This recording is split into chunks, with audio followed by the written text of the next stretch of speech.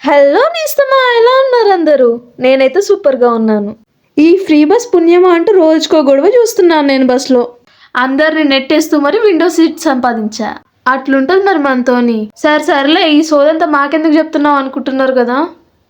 సర్లేండి, మీకు కాకపోతే ఇంకోరికి చెప్పుకోవాలి, చెప్పండి. అయ్యయ్యో, నేను ఏడికి పోతున్నాను చెప్పలేదు కదా మీకు. మన సికింద్రాబాద్లో ఉన్న గణేష్ టెంపుల్కి వెళ్తున్నాను, పదండి మీకు కూడా చూపిస్తా.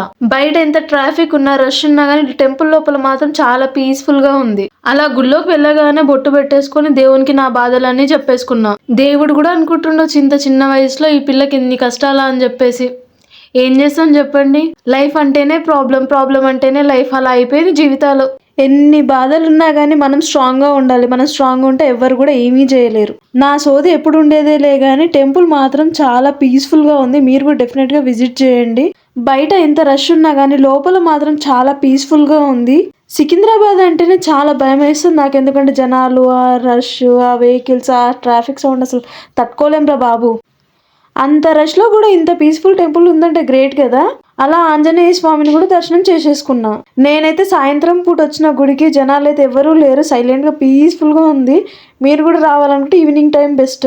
ఒక అర్ధగంట కూర్చొని ఇంకా ఇంటికి బయలుదేరిపోయినా. మన కోసం కారు రాదు, బైకు రాదు, అందుకే కాముగా సైలెంట్గా బస్ స్టాప్కి వెళ్ళిపోయినా. ఇక బస్సు వచ్చింది, చకచకా ఇంటికి వెళ్ళిపోయినా. వెళ్ళేటప్పుడు పానీపూరి తీసుకొని ఇంటికి వెళ్ళిపోయినా.